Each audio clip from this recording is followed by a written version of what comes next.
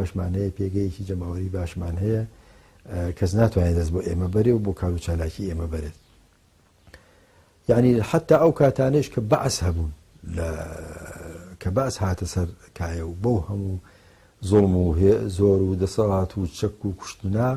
کە زۆرێک لە عولەما و کەسایەتەکانی مرکز بەغا شەهید بوون ناوچەی ئێمە بۆ حکمی ئەو پێگە جەماوەریە پارێزراوە بۆ لوتفی خوای گەورە لەو دەزرێژیانە حتا من کاتێک بیرم بێ لە سەفرەکانی معهەدی ئیسلامی کە لەلایەن جنایی باوکم و ئەو بنەماڵەوە و مامۆستا بەڕێزانەوە بەڕێوە ئەچوون و هەم مەدرسەی ئیبتیدایی ئیسلامی و هەم ثانەوی دەراساتی ئیسلامی کە معهەدی ئیسلامی بوو و هەم مەدارسی ملحەقە بە مەساجد و هەم ئەو فەقیهانە زۆر جار سەفرە ئەبوو کە لە بەغاوە لە معهەدی ئیسلامی بەغا سڵێخ و لە معهەدی سڵێخ ئەبی سەیدا و سڵێخ ئەو هەموو تەلەب و مامۆسایانە هاتن بۆ هەڵەبجە و لەگەڵ بوونی حزبی بەعسا ئەو هەموو زوڵم و زۆر و سوپایانە بە ناوەڕاستی بازاڕە گەورەترین مەسیرە کرا کە شعاراتی ئیسلامی زۆر بەهێز ئێسەی مش بە ڕسمی ئیسلامان ماوە ئەوانە کە ئەڵێ یعنی لەناو ئەو شعارانە دەولە ئیسلامیە لا شەرقیە و لا غەربیە یعنی زۆرێک شعار کە بەرهەڵسکاری حزبی بەعسیش بوو بەبوونی چاودێرانی بەعس و سوپای بەعس لە ناو شاری هەڵەبجە ئەو شعارانە دژی حکومەت و دژی زۆردارەکانیش بەرزەکرایە و بەڵام لە لوتفی خواوە لەبەر ئەو پێگەیە نەئەتوانرا دەستیان بۆ بەرێت سۆزێکی گەورەی هەبوو بۆ ئەوەی کە ڕۆژێک بێ یعنی ئاینی ئیسلام پیادە بێت و یعنی قانون و یاسای قورئان و سنەتی پێغەمبەر ببێتە ئەحکام و یاسای خەڵقی مامۆستا ملا عوسمان لەو بارانەوە زۆر هەوڵی داوە حتا لە کاتی خۆیە کە لە زمانی عەبدولسەلام عارفە يعني بحقيقة دوري كي بعضي بيني ولا بابي الرامياري كا عبد السلام عارف يعني يق أمري در كردبو بو مسألة كرد كا يعني سريان بو بنو ماليان بو إيوه هاد جاشي مثلا دروس كل لو هندق خلقك يعني لاوكي كابونا يعني دار دسي عبد السلام عارف ويلي كردن بمناطق كان ككرد سركي بوم بينو مالكي بو إيوه جالبيا مامۆستا عوسمان يعني لبابي مثلا سياسة و رامياري و بەڕێوەبردنی وڵات يعني بحقد ترتیباتی کیان کرد دانیشتیان کرد لەگەڵ عەبدولسەلام عارفە کە ئەمە لەگەڵ دینی ئیسلامە ناگونجێ کورد مسلمانە کورد ئەمەیە کورد ئەوەیە جا بحقد ئەم کاری کە مامۆستا عوسمان کردی يعني ئەمە هەر خۆی توانەوەی لە ڕامیاری و توانەوەی لە سیاست يعني أوش بابك سياسة أجر وابواي ومكاكل لكونجي مزجوت هذا أنيشم يتكرتشي له بالي به. چردەیەک لە دیدار و داواکاریە گرنگەکانی مامۆستا مەلا عوسمان لەگەڵ گەورە دەسەڵاتداراندا لە دانیشتن و چاوپێکەوتنیدا لەگەڵ عەبدولکەریم قاسمدا زۆر شێلگیرانە بەرگری لە ڕیشەی مێژوویی گەلی کورد و خاکەکەی کردووە و داوای چاکسازی ڕیشەیی کردووە لە بەرژەوەندی گەلی کورد. مامۆستا سوور بووە لەسەر ئەوەی کە ئەبێت وشەی کوردستان لە کۆنگرەی دامەزراندنی حیزبی ئیسلامی عراقی لە ساڵی 1960دا بوترێ لە هەمان کاتیشدا داوا ئەکات هەوڵێکی جددی بدرێت لەلایەن زانایانی ناوەڕاست و باشوورەوە بۆ ناساندنی گەلی کورد و کێشەڕەواکەی و پشگیریکردنی. یەکێکی دیکە لە هەوڵە گرنگەکان کە مامۆستا مەلا عوسمان و مامۆستایانی هەڵەبجەدایان لە سەردەمی حکومڕانی عەبدولسەلام عارفدا بوو. کۆمەڵێک زانای هەڵبژاردەی عراقی کە زانایانی کوردستانیش ئامادەیان هەبوو هەستان بە ناوبژیوانیکردنی نێوان حکومەتی عراقی و سەرکردایەتی شۆڕشی کوردی. دوای هەوڵێکی زۆر سەرنجام کارەکە سەرەگرێت و حکومەتی عراقی ناچارەکرێ گوێ بۆ داخوازیەکانی گەلی کورد بگرێ.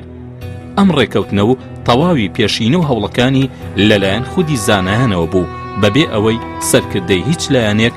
پێیان بڵێت و ئاڕاستیان بکات. ئەمە کاتە ئاردوپەیمان سێکی شەرعیە و ماشەت هەیە بنوودەکانی شەرعی بێ و ناوی مسلمانان بیچن و مسلمانان ئەبێ قووەت بگرن بە دەستی خۆیان و قووەتەکە لەبەرچی لەبەر ترساندن فەرمێ دوشمنی خوا و دوژمنی خۆتانی پێ بترسن. ئەم شەریعەتی ئیسلامە ئەمانەتێکە لە گەردنی هەموو مسلمانانە قسم بخلا هم محاسبة كان لي بمال بروح بيان بهموشك هركز باوري هي وهركز إيكا وأخوي خازاتك هركز خوي نرى بخواي جام خساني منها متذكرة ولا ملائكة روجي عليك ريرون خاتشي خيال خطرش مانه هم بان لي كده مامەسا عوسمان عەبدولعەزیز و دروستکردنی یەکێتی زانایانی ئیسلامی کوردستان کاتێک بەعسیەکان لە ساڵی 1968 دەسەڵاتیان گرتە دەست لە عێراقدا لەگەڵ سەرکردەی کورد مەلا مستەفا بارزانیدا ڕێکەوتن لەسەر ڕاگرتنی شەڕ و ڕاگەیاندنی حوکمی زاتی بۆ کوردستان لە 11 ئازاری ساڵی 1970دا هەموو هێزە ڕامیارەکانی ئەوسای کوردستان بەشداریان لەو هەوڵە ئاشیانەدا کرد لەو ساتەوەختەدا زانای خواناس مامەسا مەلا عوسمان ڕووبەڕووی مەسەلەیەکی گەورە بووە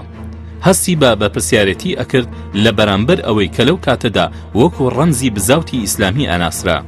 هەر بۆیە زانایان و بانخوازانی کۆکردەوە و داوای بەشداری لێکردنی لە شۆڕشی نیشتیمانی کوردیدا لێکردن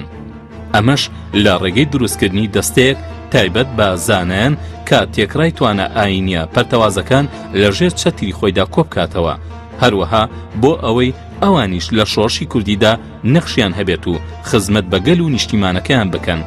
بەمەش دوو ئامانجی سەرەکی هەبوو یەکەم دامەزراندنی دادگایەکی سربەخۆ و بەرهەمهێنانی فتوای شەرعی کە تایبەتمەندێتی کوردستانی تێدا بێ تاکو بتوانێت چارەسەری کێشە کۆمەڵایەتیەکان بکە دووهەم بۆ ئەوەی سیمایەکی شەرعی و دیندارانە بە شۆڕشی کوردی ببەخشن مامۆستا لائحەی پێکێنانی یەکێتی زانایانی ئاینی ئیسلامی کوردستانی نووسی لە دوای تەواوکردنی کارەکانی یەکێتیەکە مامۆستا مەلا عوسمان ئەچێت بۆ سەردانی بارزانی لە ساڵی 1970 لەگەڵ بارزانیدا باسی گرنگی کارەکە ئەکەن و سەرنجام بارزانی ڕازی ئەبێت و پێشوازی لە داواکە ئەکات و ئەڵێ ئەوە ئەو شتەیە کە من لە مێژەوە بە دوایدا ئەگەڕێم چونکە مامۆستایان و زانایان بەهێزترین پێگەیان هەیە لە ناو گەلەکەماندا لە کۆتاییدا بارزانی داوا ئەکات کە هەر خۆی واتە مامۆستا مەلا عوسمان سەرپەرشتی یەکێتیەکە بکات و لە نزیک خۆیەوە لە گەڵاڵە بارەگای سەرەکی دابنێ بەڵام مامۆستا لەبەر گرنگی ناوچەی هەڵەبجە داوا ئەکات کە ڕێگە بە ئەو بدەن لە هەڵەبجە و دەوروبەریدا بمێنێتەوە هەر بۆیە بە لێپرسراوی لقی دوی پارێزگای سلێمانی و ئەندامی لیژنەی سەرکردایەتی ئەمێنێتەوە مەلای کورد بەعام شۆڕشی کورد هەر بەعام دیارە لە ناو سەرکردایەتی هەر شۆڕشێکی کوردی لە هەر پارچەیەکی کوردستانە بوو بێت لە ناو بنەماڵە مەشهورەکان بووە کە بە زانستی ئیسلامی بوون لەو ڕۆیشەوە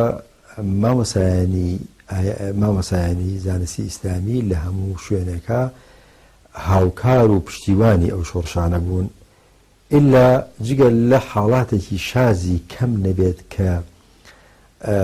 هەنێک لە کەوادیرەکان